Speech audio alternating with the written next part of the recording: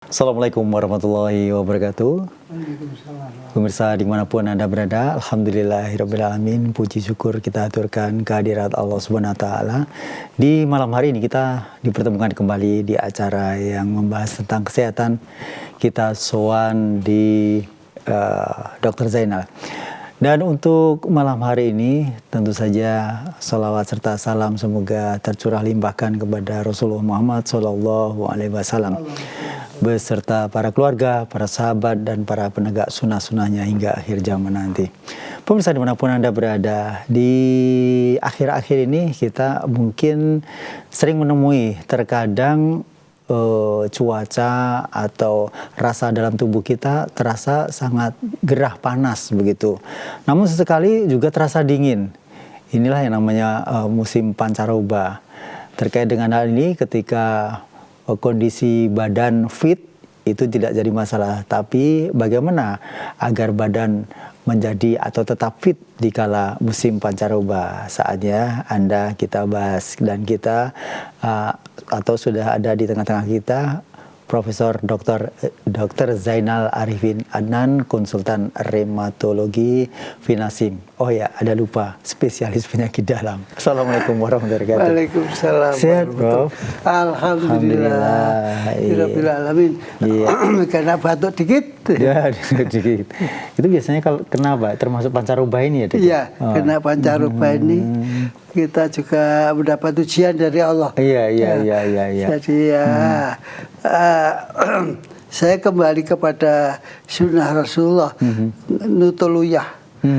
Garam itu 1, 2, 3 itu batuknya hilang, riaknya gampang keluar cas gitu.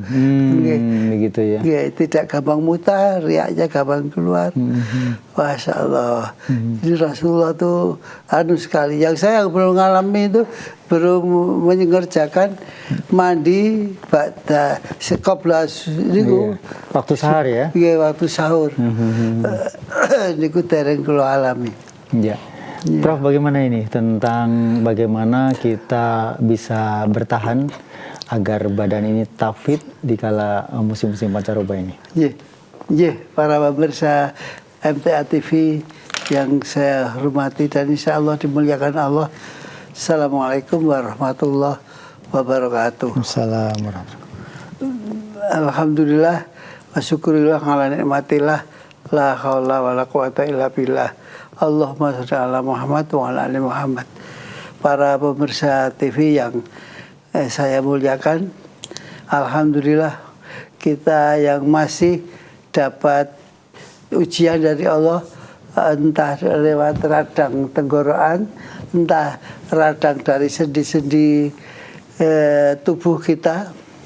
Itu banyak sekali pasien yang datang baik ke rumah maupun ke rumah sakit.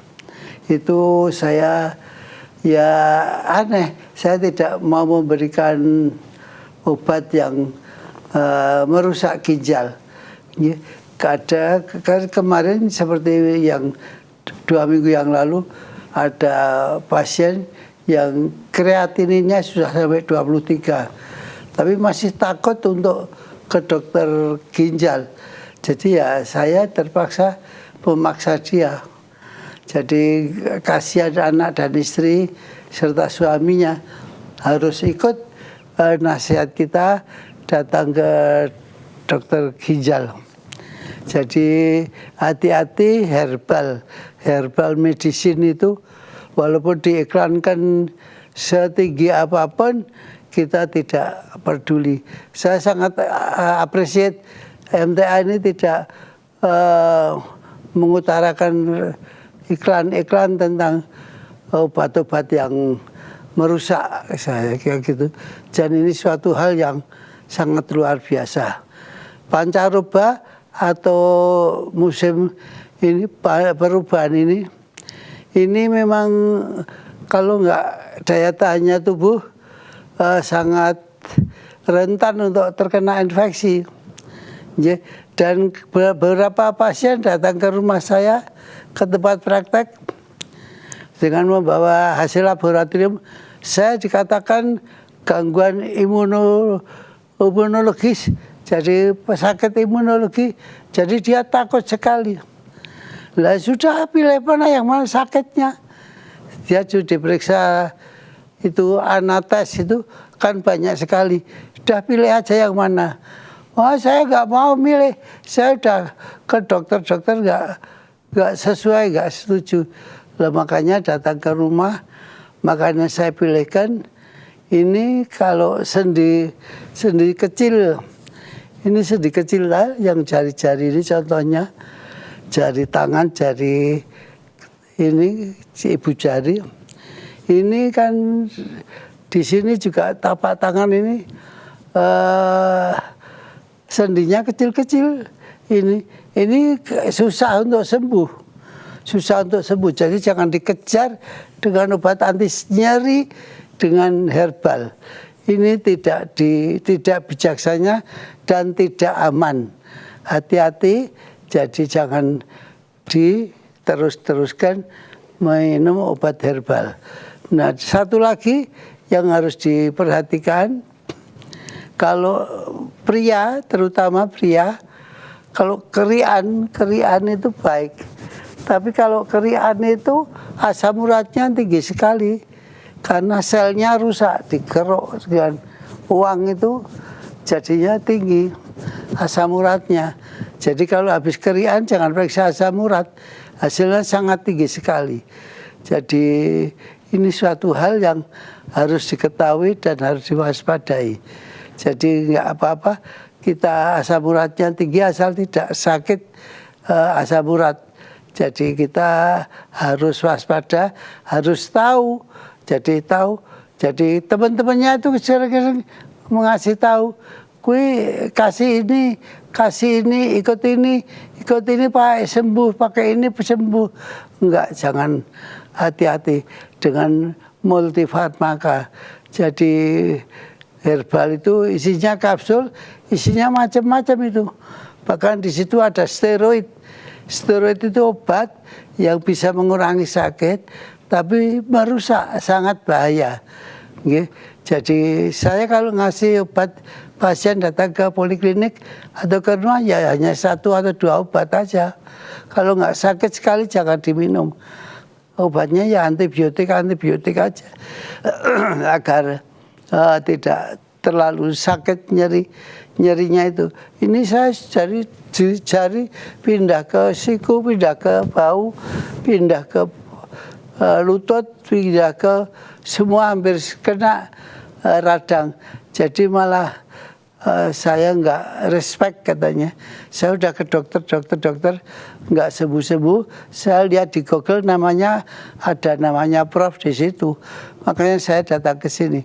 Ini orang-orang dari Surabaya, dari Jawa Timur, dari Pantura itu tidak sedikit, banyak sekali yang datang ke rumah untuk berobat atau ke tempat praktek di Rumah Sakit PKU Muhammadiyah. Ya, saya kira demikian pendahuluan saya. Iya, baik. Tadi disampaikan bahwa keroan itu ketika selesai keroan itu ternyata ketika diperiksa asam urat itu jadi tinggi ya? Iya. Tapi itu tidak membahayakan kan? Tidak membahayakan. Ya. Karena di kerok itu selnya kan rusak. Kalau selnya rusak, asam uratnya tinggi. Bahkan tidak hanya dikeroi, sepatunya agak sesak gitu aja. Itu asam uratnya tinggi. Atau pakai selop, panitia manten itu kan pakai selop. Itu kan agak sesak ujungnya. Itu juga akan tinggi asam uratnya. Jadi harus hati-hati sekali dan harus tahu ini merusak atau tidak. Dan ketika itu terjadi tidak perlu panik kalau begitu. Tidak perlu panik, tidak perlu diobati, nanti akan turun sendiri ya. Akan turun sendiri, dan kalau ngobati ya hati-hati, jangan ada ini juga rasanya sakit sekali, ngilu sekali, dikasih anti sakit. Anti sakit itu kalau tulisannya diminum jika sakit itu kadang-kadang keliru. Nah dia punya itunya, bungkusnya beli ke apotek sendiri, nanti akhirnya akan terkena juga ginjalnya. Jadi hati-hati sekali. Ya, ya. Begitu ya, pemirsa dimanapun Anda berada, sekarang kita mulai tahu bahwa ketika mungkin kita ada rasa greges gitu ya, itu masuk angin, kemudian dikerii, dan ternyata diperiksakan, coba nyoba asam urat tinggi gitu, itu sebenarnya enggak, itu karena pengaruh kerian saja ya. Dan itu biasanya selesai kerian juga langsung turun gitu ya. Ya, selesai turun sendiri. Baik, kita buka langsung untuk penelpon untuk malam hari ini. Halo, Assalamualaikum warahmatullahi wabarakatuh. Waalaikumsalam warahmatullahi wabarakatuh. Ya, dengan siapa di mana, Pak? Dari Pak Basuki di Purbalingga, Purbalingga. Pak Basuki di Purbalingga, silakan Pak Basuki. Assalamualaikum warahmatullahi wabarakatuh. Waalaikumsalam warahmatullahi wabarakatuh.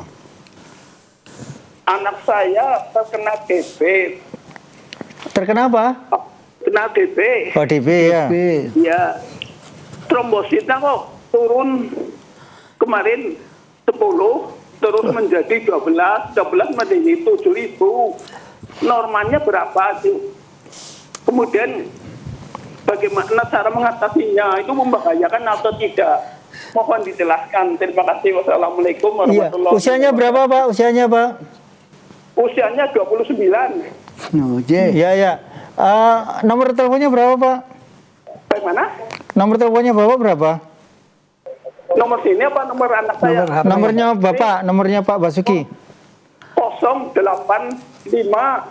Ya. 740 Ya. 740 740. Tapi saya tidak bisa WA karena saya matanya terganggu, Ya. tidak bisa menulis dan membaca. 085 740 Iya 340 340 332. 085 740 340 332. Iya. Ya. Terima kasih Pak. Ya. Iya, baik, terima kasih Pak Basuki. Ya, Pak Basuki, itu sangat bahaya sekali. Trombosit itu kalau di bawah 75 bisa perdarahan spontan. Hati-hati, perdarahan spontan kalau mimisan itu nggak bahaya. Tapi kalau mimisannya di otak itu yang bahaya, bisa meninggal. Jadi meninggalnya orang kena demam berdarah karena perdarahan otak. Jadi kalau sudah turun begitu, itu indikasinya harus ditransfusi trombosit. Hati-hati juga pemberian transfusi trombosit, jangan sembarangan kasus ditransfusi dengan trombosit. Karena di tubuh ini akan timbul anti trombosit, nanti timbul lagi penyakit lainnya. Jadi gimana? Ya harus dilambari dengan obat-obat yang tidak membahayakan transfusi trombosit. Hati-hati. Tapi kalau di atas 75 sudah aman. Tapi kalau di bawah 75.000 per milimeter. Ini 7.000 tadi terakhir. Ya 7.000 sampai 1.000 sampai itu sangat bahaya sekali. Tapi kalau begitu harusnya dokternya bijaksana, mesti ditransfusi trombosit. Transfusi trombosit dan diberikan steroid agar tidak rusak. Nah, nanti bisa naik lagi insya Allah. Ya. Begitu Pak Basuki di Purbalingga. Ya, kita doakan mudah-mudahan putra atau putrinya segera sehat kembali. Ya. Baik, kita buka lagi untuk penelpon berikutnya 0211 6793000. SMS WA di 08112 553.000. Ya, kita masih nantikan ini dari Ibu Suliani di Pacitan. Mohon izin bertanya, badan tidak panas, kepala tidak pusing, tiba-tiba keluar darah dari hidung atau mimisan. Apakah penyebab keluar darah dari hidung? Apakah mimisan berbahaya? Mohon penjelasannya, dokter. Ya, mimisan itu berbahaya, itu tanda ada pecahnya paling aman itu kalau di dalam vaskular hidung ada yang pecah. Tapi kalau itu karena trombositnya turun itu sangat bahaya. Jadi harus ditegakkan diagnosanya ini perdarahan karena pecahnya kapiler di dalam hidung atau Atau karena dari otak. perdarahan otak. Nggih. Jadi atau turunnya trombosit tadi. Jadi harus diyakinkan apa penyebabnya. Apa yang dirasakan ketika Iya. kalau pembuluh darah kapiler yang ada di hidung dengan yang ada di otak, bro? Itu nggak ada bedanya. Oh, ada bedanya. Nggak ada bedanya. Kalau di otak itu ya dia akan segera, kalau dia kejang-kejang, nah itu baru beda. Jadi sudah terjadi sesuatu akibat, baru kita ketahui, oh dia ada perdarahan di otak. Nah, tapi kalau masih mimisan itu tanda bahaya. Tanda bahaya. Jadi kadang-kadang orang Jawa dikasih sirih. Sirih. Ya, itu Daun sirih. itu ya bijaksana dikasih terapi emergensi minimal, tapi segeralah periksa darahnya. Jadi apa penyebabnya mimisan gitu. Kalau gampang sekali mimisan, gampang sekali lah, harus secara rutin diperiksa trombositnya. Nggih. Trombosit itu sel darah pembekuan. Ya. Jadi sel darah pembekuan. Trombosit itu sel darah. Ya, begitu ya. Baik, berikutnya kita buka untuk WA. Ternyata belum ada lagi. Baik, jadi kalau dulu apa beda ya? Kalau mimisan dulu pakai daun sirih Ya, diwujudkan kerucut gitu, disumbelkan gitu, sudah mereda gitu. Ya. Kok sekarang ada yang aneh-aneh gitu ya? Ya, makanya harus ditegakkan diagnosanya. Penyebabnya apa? Ya, ya kalau hanya di hidung saja, kalau tidak di hidung, Ya. ini kan lebih bahaya lagi. Ya, ya. Nah itu makanya tembakan kita harus tepat sasaran penyebabnya apa gitu. Ketika perdarahan di otak itu keluarnya pun juga di hidung. Hidungnya ikut keluar, otak ikut keluar. Ya, kalau paling di otak kan nggak kelihatan kan? Nggak kelihatan. Gitu. Tapi keluarnya pun juga di hidung juga. Hidung tidak keluar Oh, tidak kadang-kadang. keluar. Iya, yang DB yang perdarahan otak itu ya Tidak keluar juga. tidak keluar. Oh. Iya. Ya. Baik, ini bertanya dari Ibu Sri di Sukoharjo, mau tanya maksudnya hati-hati dengan herbal itu apa, jenis seperti jahe, serai, kunir begitu? Ya kalau satu macam itu tidak bahaya, tapi jangan terus-terusan, dan untuk apa tujuannya, itu yang penting. Tapi kalau sudah multiple, bikin wedang jahe, tambah serai, tambah daun salam, itu biar apa saya juga nggak tahu. Tapi hati-hati sekali, ada kalau multiple drug, obat yang banyak itu bisa bahaya. Tapi kalau satu macam aja, biar panas sangat, saya minum jahe, susu jahe gitu ya boleh aja, nggak apa-apa. Ya. Baik, ini dari hamba Allah di Hong Kong. Dari Hong Kong, Prof. Ya, iya. saya punya keluhan dok, seperti perut bagian bawah nyeri, seperti ditusuk-tusuk, sama kepala puyeng, seperti mau pingsan. Dan akhirnya saya periksa ke dokter, katanya gastroenteritis, yang katanya dari makanan atau virus. Itu maksudnya gimana ya dok? Virus itu dan apa yang harus menghindari makanan apa begitu? Ya. Yeah. Gastroenteritis. Gastro itu gaster lambung, enteritis itu usus. Itu dipegang. Kalau saya sering, anaknya saya panggil kalau pasien di rumah, sini ikut megang. Apa bedanya di sentuh yang atas dan sentuh yang bawah? Ini beda. sini nggak panas, sini panas. Kalau gastroenteritis, gasternya juga panas ini dipegang. Enteritis, enteron itu usus, ya itu juga ikut panas. Tapi kalau di bawah hajat pating apa sakit nyeri-nyeri ya, itu biasanya si infeksi kandung kemih, kandung kemih. Jadi harus diperiksakan dan diperiksa dokter. Jadi nggak boleh hawangan. Wah itu mah. Datang lagi dibilang mah lagi, hati-hati. Minta dipegang dokternya untuk memeriksanya. Tapi memang sekarang kasus untuk periksa ke dokter itu adanya JKN ini terlalu banyak pasien. Nah ini kurang efektif pemeriksaannya, ya. Jadi hati-hati, minta diperiksa, dipegang betul, dilihat dulu, gitu. Yang tempat panas mana? Ini terasa di bawah panas, di atas tidak panas, itu terasa sekali, ya. Iya. Baik. Baik, kemudian kita masih nantikan untuk yang lain. Ini dari Ibu Yani di Magelang. Dokter, saya persendian jari tangan kiri dan kanan terasa kaku dan sakit. Dikasih obat apa ya? Usia saya 65 tahun.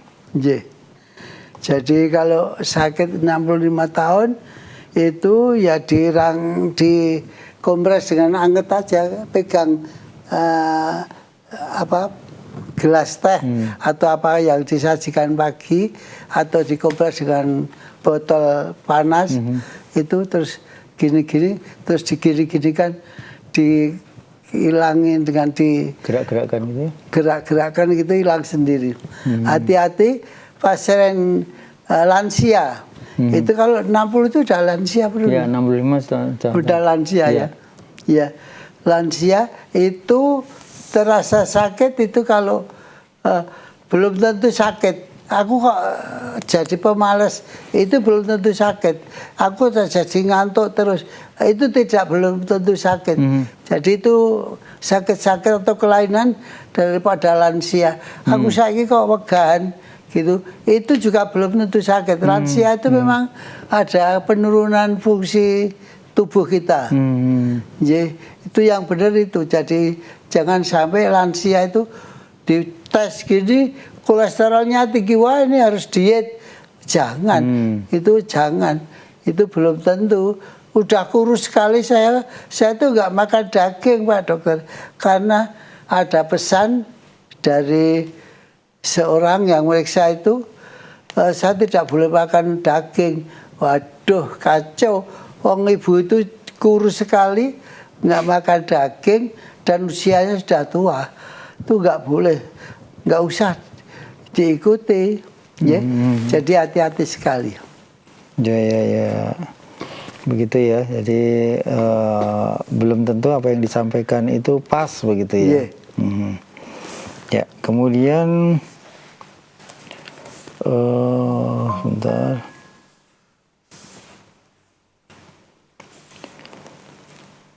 Kalau BAB ini dari Sarpini di Masaran. Kalau BAB lembek dan bercampur lendir dan darah, baunya busuk. Saya sedang sakit apa dok?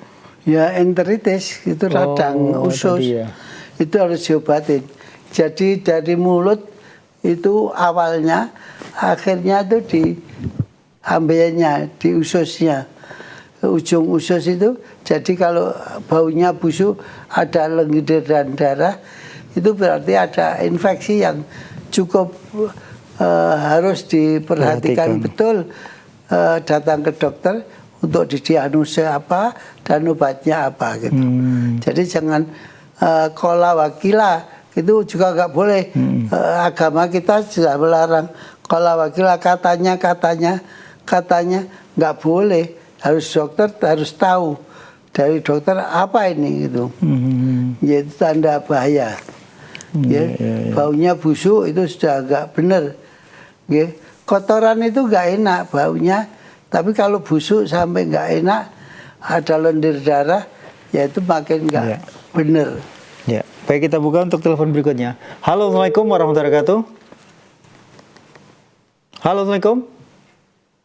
Ya, bisa diulang bagi yang ingin telepon di 0271 6793000, SMS WA di 08112 5533000. Ya. Kita masih nantikan untuk yang ingin bertanya. Ya, Baik. saya ini mau ke Halo, silakan, dari Bapak siapa, di mana? Ya, Pak Dokter. Iya, Halo, Pak Dokter. Ya. Saya mau menanyakan. Dari siapa ini? Saya sakit gula ini sudah 3 bulan tidak bisa tidak sembuh diobati gitu ke dokter kemana-mana. Ini namanya siapa, dari mana? Dari Pak Arif. Di mana? Dari Pak Arif Cikajang Garut. Oh, Garut. Garut. Ya. sakitnya apa tadi? Gula. Ke dokter umum. Iya, iya. Sudah Gula. sudah 3 bulan ini tidak sembuh pakai obat, pakai apa-apa, pakai jangan makan, harus makan nasi merah. Ya. Oh, sakit gula. Sakit gula, ya. Sakit gula, Pak. Gulanya berapa, Pak? Halo?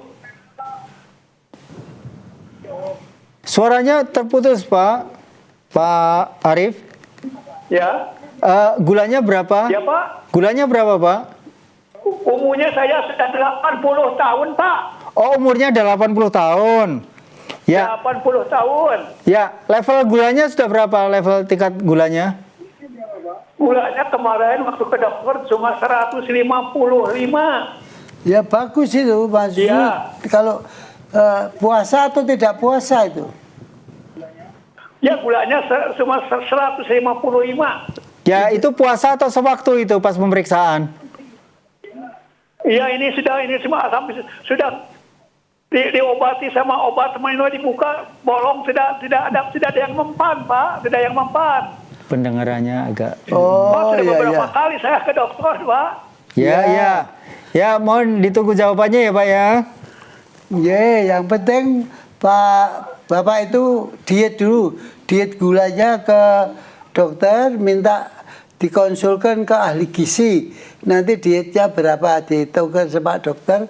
Dan obatnya gula jangan tergesa-gesa diberikan. Jadi diet dulu. Diet dulu, nanti kalau masih tinggi di atas 200 gula darah sewaktu, itu baru diet. Ya, baru diobati.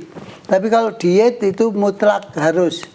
Ya, yang saya sering katakan di sini 3J, jam makan, jumlah yang dimakan, jenis yang dipantang dan dibolehkan dimakan. Oh, gitu. Ya. Ke dokter dulu, minta dikonsulkan ke ahli gizi ya, Pak.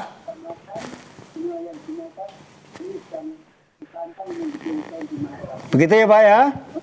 Oh, gitu. Ya, Oh, ya, cukup. ahli gizi, apakah ahli gizi? Ya, ahli ya, gizi. ya. Iya, ya.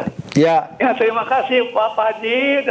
Ya, Saya ya. dari Garut ini, dari Ya. Cikajang, Garut. ya, ya, Jawa ya. Barat. Ya, semoga segera sehat. Ya, sudah. Ya. Ya. Ya. Assalamualaikum. Waalaikumsalam warahmatullahi wabarakatuh. Ya. Di umur 80 tahun dengan level 155 itu termasuk baik. Masih baik, masih Masih terkontrol baik ya? itu. Oh, Kalau masih terkontrol. itu gula darah sewaktu dan dicek lagi ya segitu di bawah 200 itu baik. Hanya diet aja tanpa dikasih obat. Nanti akan baik. Kalau dikasih obat sering drop. Jadi bisa pingsan karena terlalu rendah gulanya. Ya, ya. Jadi harus konsul ahli gizi, diet dulu, diperiksa, dimonitor berapa gitu. Ya. Baik, begitu Pak Arif. Dan kita buka penelpon berikutnya. Halo, Assalamualaikum.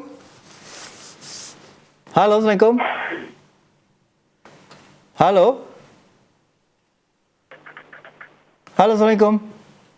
Waalaikumsalam warahmatullahi wabarakatuh. Ya, silakan Bu Sri Pacitan.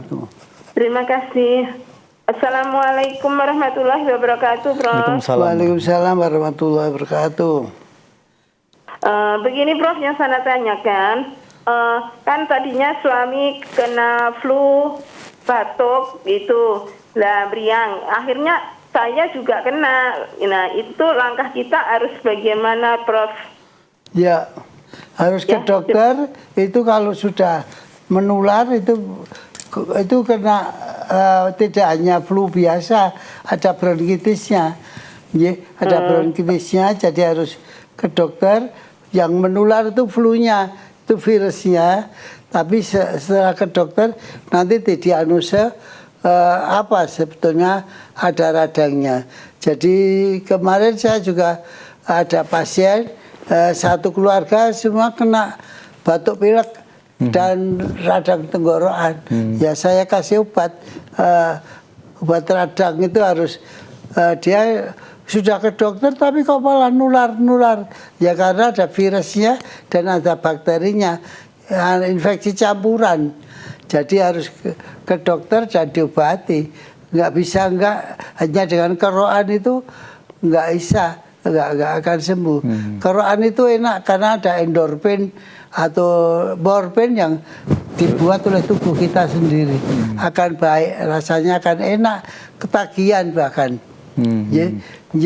Jadi ke dokter ya Bu. Ya, begitu ya. Prof, ya, Prof. Ya, Prof. Makasih, Prof. Terima kasih.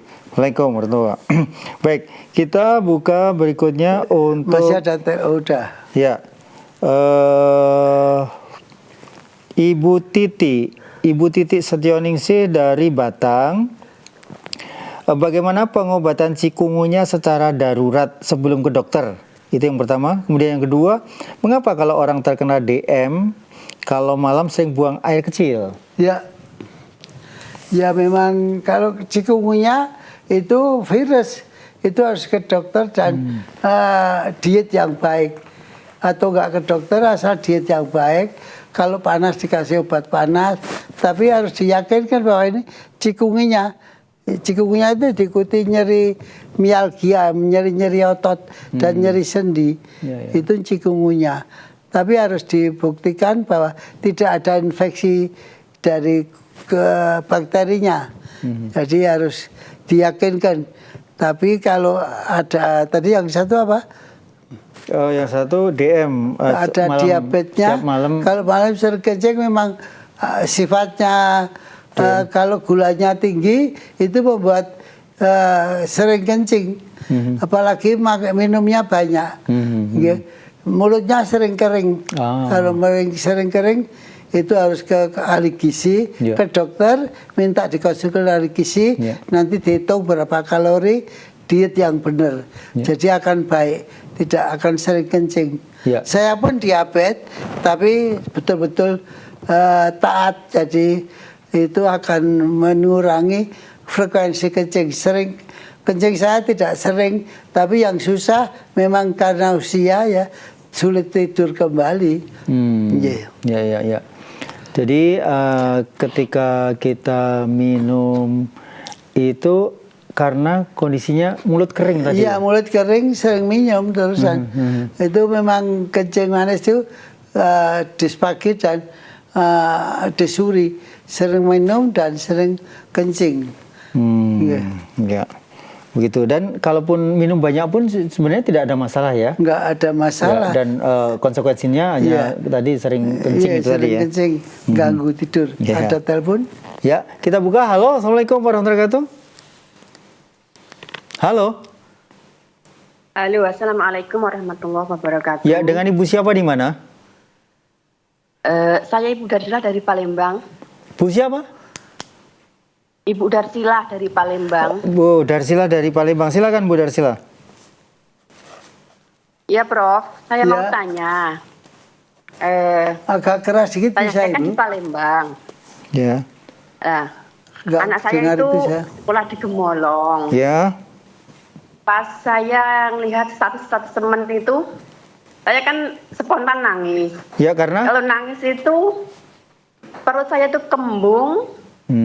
Padahal habis makan, tapi kayaknya lapar. Itu kenapa ya, Prof? Ya bisa karena kencing manis. Kalau kamu udah lapar ya kencing manis. Kalau enggak ya karena banyak gerakan renang ya itu jadi lapar. Itu juga bisa, Bu. Jadi sebaiknya dicek dululah gulanya. Laboratoriumnya gimana gulanya darah. Ya, dicek gula darah dan fungsi ginjalnya bagaimana gitu. Ya, begitu, Bu. Nggih.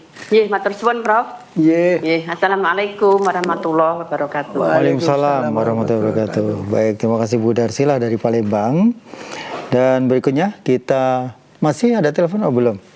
Ya, ini dari Slamet di Lampung. Pak dokter, saya punya keluhan lutut dan dalaman kaki sakit dan nyeri. Mohon solusinya. Ya. Jadi itu dibandingkan lutut kiri dan lutut kanan.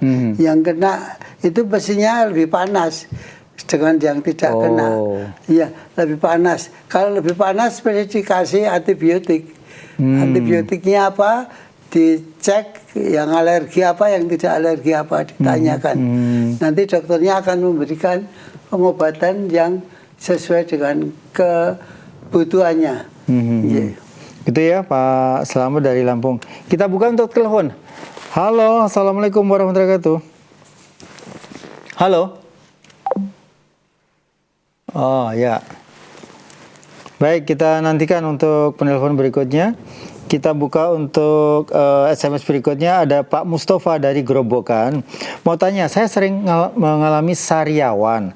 Apa solusinya ya biar tidak sering sakit sariawan? Makan daging. Oh, makan daging. Makan daging. Oh, gitu. Ya. Dan multivitamin yang sering diminum. Ya, begitu ya Pak Mustafa. Sering makan daging. Iya. Ya. Ini tidak bisa digantikan dengan ikan asin, itu nggak bisa ya? Ya bisa aja, ikan asin. Itu ya daging. Ya. Daging lah, kalau gerai itu juga daging. Kalau gerai kecil-kecil itu ya nggak bisa. Nggak bisa ya. Nggak, yang ya daging paha ayam itu. Oh, paha gitu. ayam atau daging empal gitu. Ya. Sapi. Ya. Baik, kemudian saya Ibu Nur Aini Lubis dari Sumatera Utara. Mau tanya dokter, saya kalau mau berbaring sebelah kanan selalu sempoyongan. Pitam atau gelap, pemandangan berputar, mesti dipejamkan matanya. Jadi selalu berbaring sebelah kiri dan bangun tidur sebelah kiri karena tidak berputar pemandangan, dan berdiri ada sempoyongan juga. Nah, ini bagaimana ini? Ini mesti ke dokter, ditentukan ke dokter saraf atau dokter penyakit dalam. Nanti akan ketahuan kelainannya di mana kok bisa. Saya sendiri ikutin Rasulullah SAW. Jadi kalau berbaring awal itu miring ke kanan. Itu nggak muntah. Tapi kalau miring ke kiri aneh. Ada kesan mau muntah. Mual-mual. Gitu. Jadi harus ke kanan dulu. Nanti kalau sudah baru telentang agak lama terus ke kiri.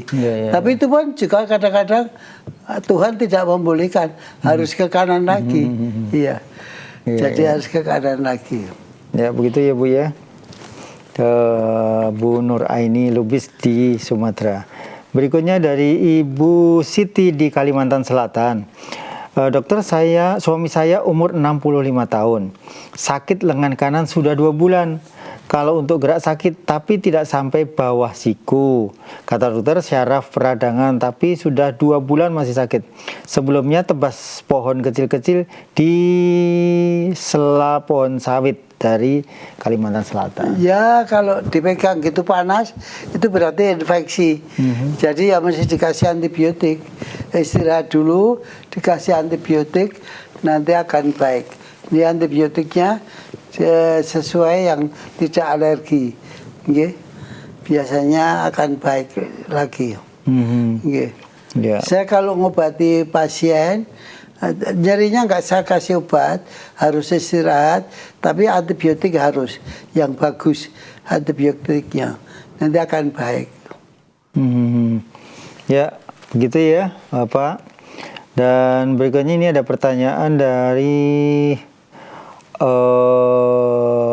Ropianto, 43 tahun dari Banyu Asin, Sumatera Selatan. Mau bertanya, di kedua lutut saya kok keluar benjolan, kalau untuk sujud terasa banget. Kadang nongol, kadang-kadang juga normal kembali. Ini apa ya? Ya infeksi. Ada gambarnya dok? Ada. Ada gambarnya seperti ini. Di bawah sendi itu. Oh ya, ya ini ada infeksinya. Dua-duanya itu. Iya, bisa dua-duanya, bisa sebelah. Iya, asal bisa hilang itu, kalau hilang itu tulang, tapi nggak hilang itu jaringan lunak. Tapi kadang-kadang kelihatan, kadang-kadang tidak. Lah ya, Oh, itu bisa tulang? Iya itu, posisi kaki lepas dari aksesnya. Akses itu sumbu kaki itu pernah jatuh tuh kakinya, atau kelainan kaki sehingga bentuk kaki itu ada O, ada X, itu gampang infeksi. Ya, itu kalau infeksi ya gitu penyebabnya. Tapi kalau lunak itu radang. Ya, kalau seperti ini bagaimana terapinya ini? Terapinya antibiotik. Antibiotik? Iya, antibiotik yang bagus. Nggak ada fisioterapi? Nggak usah di fisioterapi. Oh, ya. Baik, kemudian Pak Sunarto dari Karawang ada keluhan. Saya ada benjolan kecil di bawah pergelangan tangan, di bawah ibu jari. Iya. Ini kanan pak kiri ya. Keluhan saya jari tangan seperti tidak ada tenaganya. Iya. Ini pengobatannya seperti apa? Terima kasih. Itu ganglion itu namanya. Ganglion. Ganglion itu pecahnya tendo. Itu otot. bisa diambil itu. Bisa diambil kalau ganggu, itu ada penekanan saraf. Ya, jadi bisa diambil, dioperasi gitu, operasi kecil ya. Ya, itu diambil aja, nanti akan baik lagi. Ya, begitu Pak Sunarto. Mudah-mudahan bisa difahami. Kemudian ada telepon? Ada telepon, kita buka. Halo, Assalamualaikum warahmatullahi wabarakatuh. Halo? Halo? Halo, Assalamualaikum. Halo? Ya, mohon maaf tidak bisa karena tidak diangkat. Ya, baik, kita masih ada waktu untuk yang bertanya. Kita buka telepon lagi. Halo, Assalamualaikum. Halo, Assalamualaikum. Ada telepon masuk? Oh, enggak. Ya, kita buka untuk penelpon berikutnya. Ada yang masuk, Mas? Oke, baik. Baik, kita nantikan. Kita buka. Halo, Assalamualaikum. Halo, Assalamualaikum. Halo, Assalamualaikum. Waalaikumsalam warahmatullahi wabarakatuh. Iya. Waalaikumsalam. Dengan siapa? Dengan siapa, Bu? Hilang lagi. Hilang lagi, ya. Kita buka untuk penelpon berikutnya. Halo, Assalamualaikum. Halo. Halo, Assalamualaikum. Waalaikumsalam. Dengan Ibu siapa di mana? Dengan Ibu Anti di Jember. Silakan Bu Anti. Iya ya. Ibu Anti. Ini Ibu Anti. apa? Saya ada keluhan.